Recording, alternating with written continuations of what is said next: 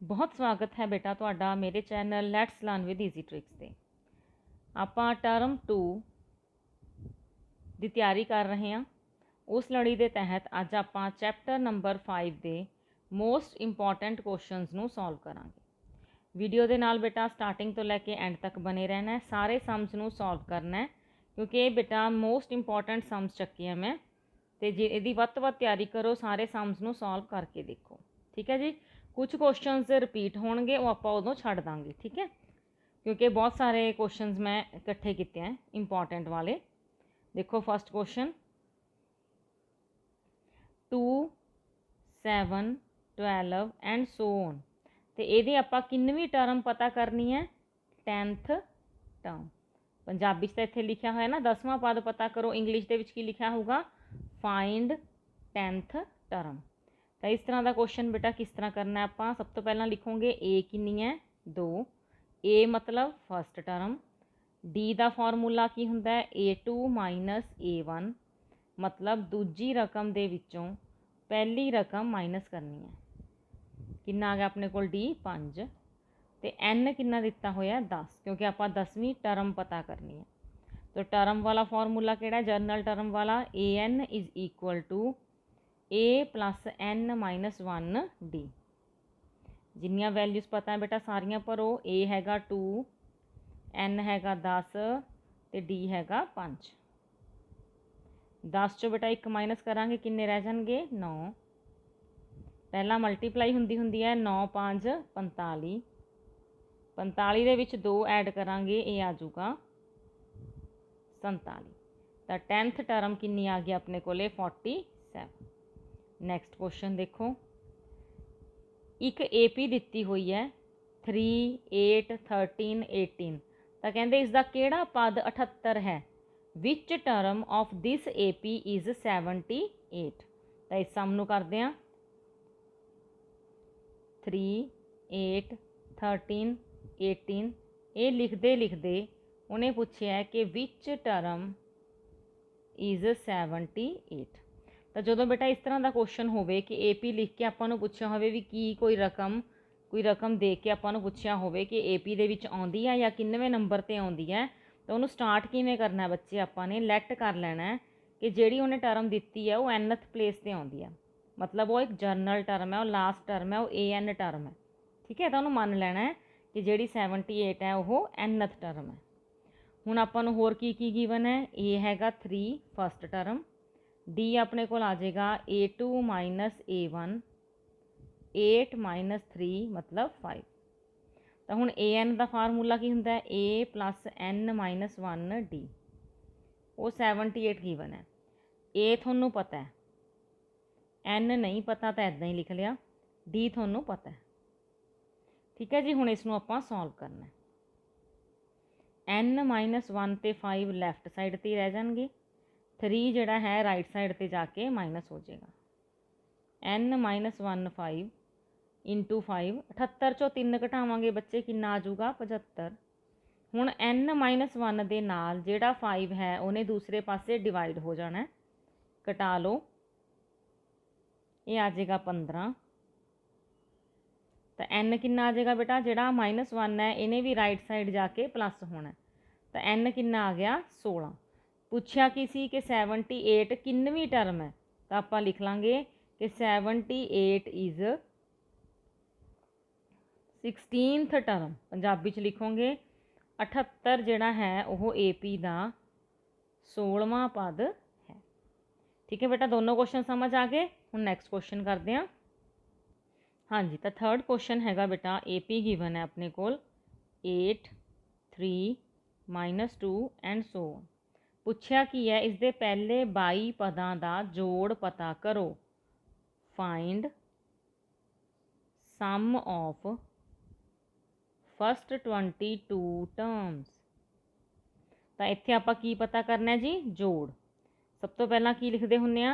First term common difference. First term मतलब जो पहले नंबर पर लिखी है, डी मतलब A2 माइनस A1, मतलब दूजी रकम दे विचों बेटा पहली रकम आपां माइनस करनी है।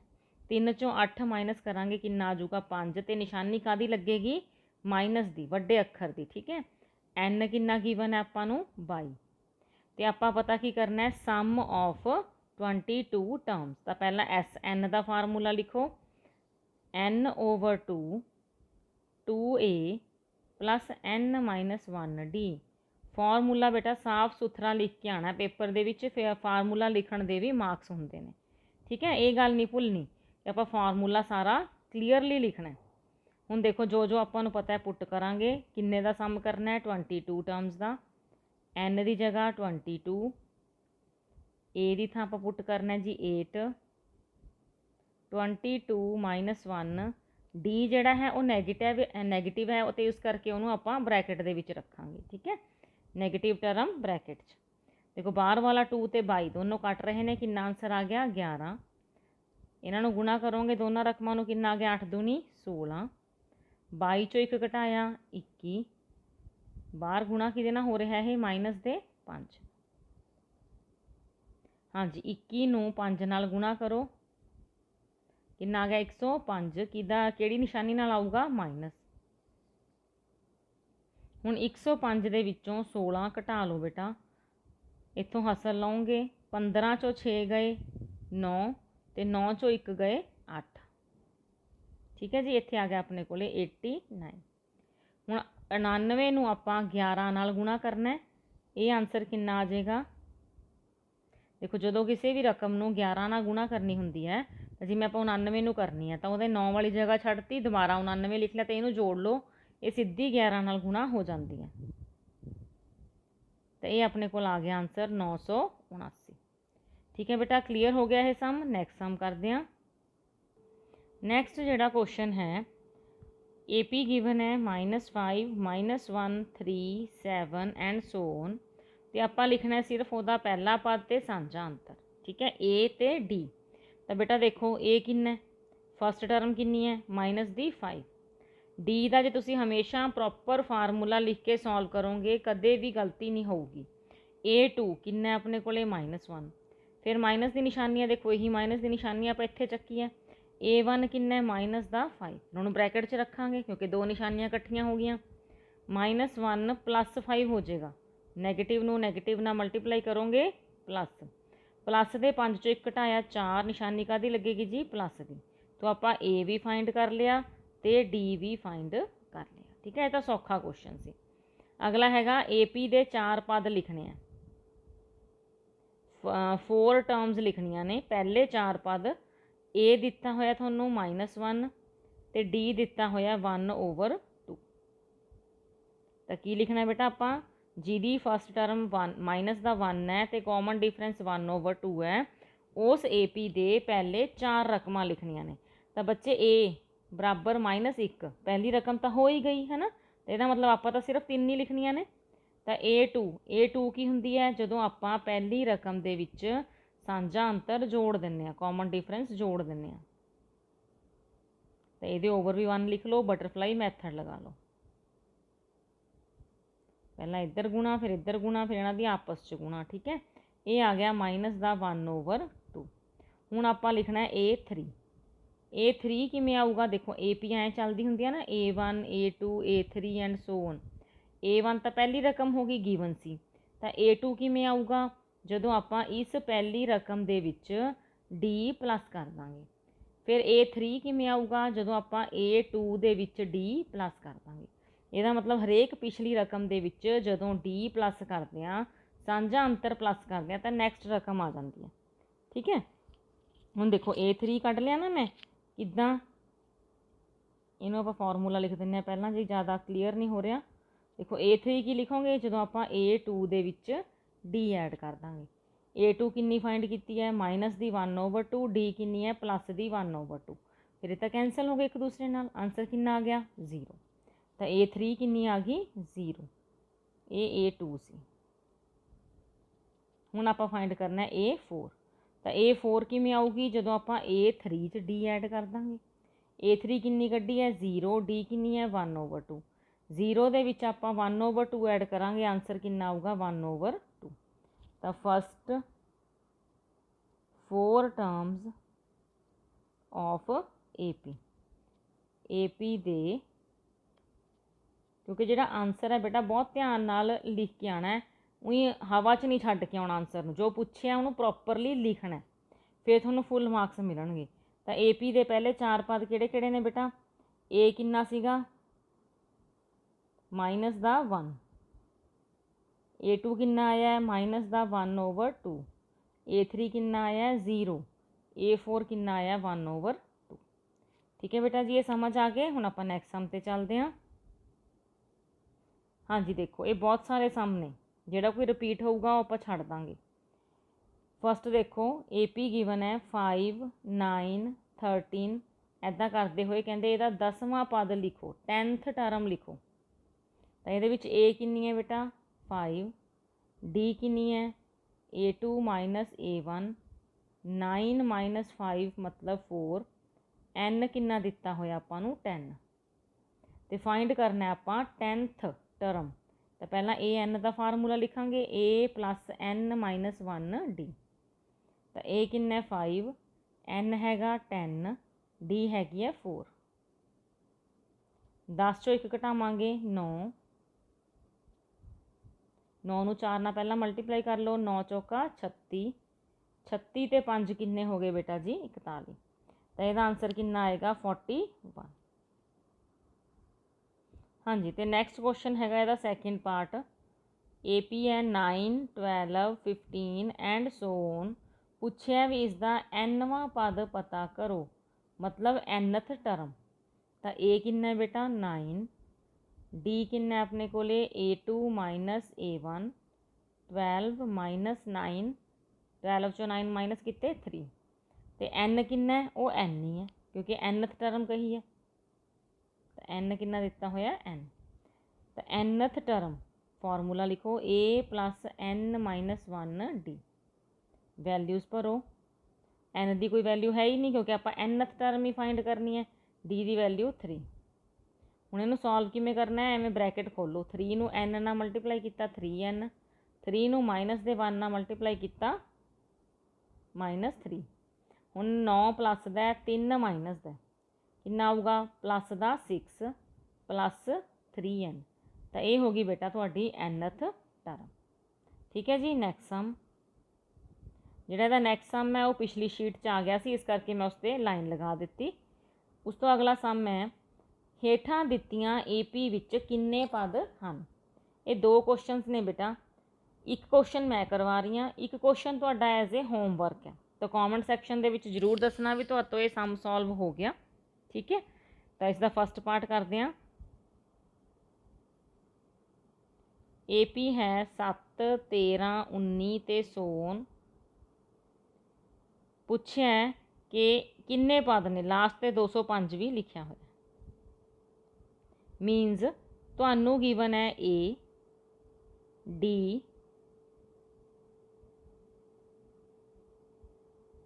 ठीक है, तो तुहानू गिवन है लास्ट टर्म। जो बेटा डैश डैश पा के एंड ते कोई रकम लिखी हुई है तो किहड़ी रकम हुंदी है जी? वो लास्ट टर्म हुंदी है, जरनल टर्म हुंदी है, वो nth टर्म हुंदी है। ठीक है, उन्होंने कोई भी नाम देख सकते हैं। तो AN 205 है। AN का फार्मूला लिखो, A + N - 1D। होर जिहड़ियां वैल्यूज़ पता ने वो भर दो। A7, D6। देखो आपां नूं N नहीं पता सी, N आपां नहीं पुट किया। हुण सॉल्व किवें करीदा हुंदा है? पहला 7 आपां राइट साइड ते लैके जाना है, माइनस होऊगा। 205 दे विचों 7 घटा लो, ये रह जाऊगा 198।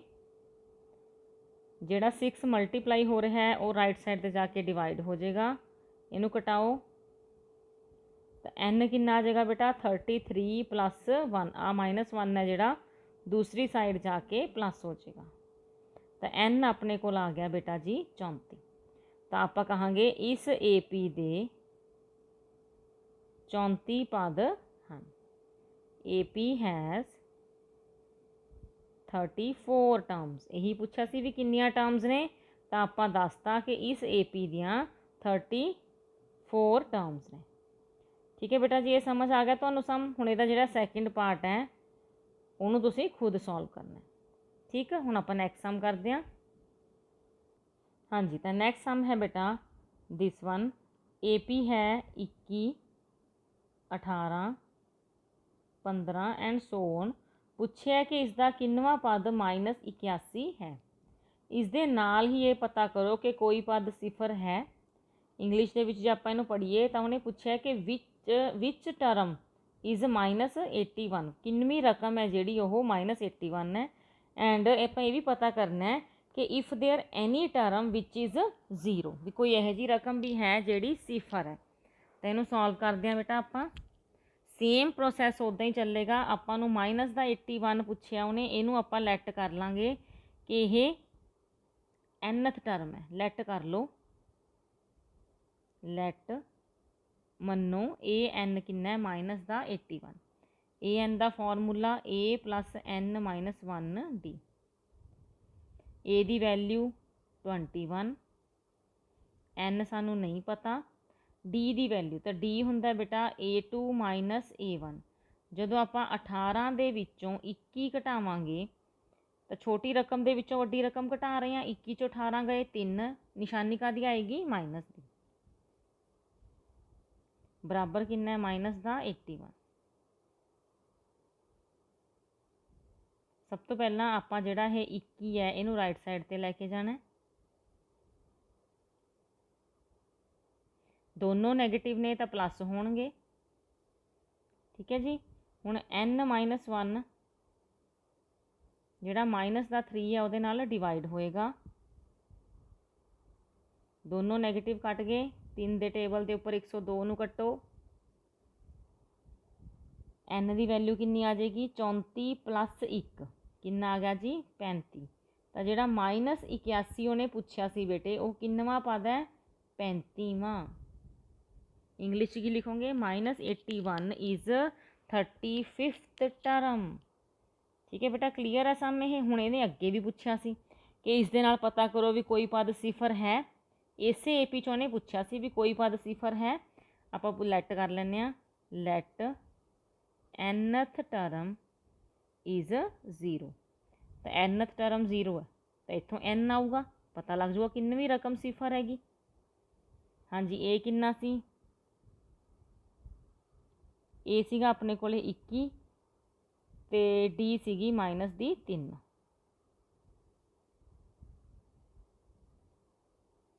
ठीक है जी, बराबर 0। तो n - 1 ते -3 जी मल्टीप्लीकेशन है लैफ्ट साइड ते रखो, 21 आपां राइट साइड ते लै गए। -21 ओवर किन्ना आऊगा -3, माइनस माइनस कैंसल, 3 दे नाल 21 कट गया, 7 तिया 21। तो n किन्ना आ गया इत्थे 7 + 1 मतलब 8। तो आपां की लिखांगे यस 8th टर्म इज़ 0, या आपां लिखांगे कि 8वां पद सिफर है। देखो थोड़ा जिहा लंबा सम सी ना। पहला उन्हें पूछा सी भी -81 किन्नवा पद है, फिर उन्हें पूछा सी भी कोई पद इस रकम इस AP नूं लिखते लिखते 0 आउंदा है, तो आपां उस ढंग नाल सॉल्व करता। ठीक है बेटा, नैक्सट सम ते चलते हैं। हाँ जी बेटे, ये हैगा अपने कोले अगला सम AP पता करो। तो सारे सम जिहड़े ने अलग अलग टाइप के ने, हरेक सम उन्ना ही इंपॉर्टेंट है जिन्ना उस तो पिछला तो उस तो अगला सम होगा। इस करके सारे सम्स नूं बेटा ध्यान नाल सॉल्व करना। हुण इहदे विच देखो AP पता करन लई क्या है, तीसरा पद 9 है, थर्ड टर्म इज़ 9। तो जो थर्ड टर्म 9 दी है तो आप लिखांगे A3 9 है। 7th टर्म जिहड़ी दित्ती हुई है वो है 21। तो दो रकम आपां नूं देतियां कि AP लिखते लिखते तीजे नंबर ते आउंदा 9, 7वें नंबर ते आउंदा 21। तो आपां की पता करना है AP। तो इहदा मैथड की है बेटा, सब तो पहला आपां नूं A3 पता है तो वह फॉर्मूला लिखो A + 3 - 1D, क्योंकि फॉर्मूला की हुंदा है A + n - 1D। हुण आपां नूं n की वैल्यू पता है तो सिर्फ यही भरांगे। 3 चों 1 गए 2D, तो ये फस्ट इक्वेशन बन गई। ठीक है, नाउ हुण A7 जिहड़ा सी वो 21 दिता होया सी, उहदा फार्मूला लिखांगे। ਤਾਂ ਇਹ ਬਣ ਗਿਆ a + 6d। ਇਹ ਆਪਣੀ ਸੈਕਿੰਡ ਸਮੀਕਰਨ, ਸੈਕਿੰਡ ਇਕੁਏਸ਼ਨ ਬਣ ਗਈ। ਹੁਣ ਇਹਨਾਂ ਦੋਨਾਂ ਇਕੁਏਸ਼ਨਸ ਨੂੰ ਆਪਾਂ ਸੋਲਵ ਕਰਨਾ। ਕਿੱਦਾਂ? ਜਿੱਦਾਂ 3rd ਚੈਪਟਰ ਦੇ ਵਿੱਚ ਸਿੱਖਿਆ ਸੀ ਵਿਲੋਪਨ ਵਿਧੀ ਨਾਲ। ਤਾਂ ਦੇਖੋ ਇੱਕ ਦੂਜੇ ਦੇ ਨੀਚੇ ਲਿਖ ਲਿਆ ਆਪਾਂ ਸਮੀਕਰਨਾਂ, ਸਾਈਨ ਚੇਂਜ ਕਰ ਦਿਓ।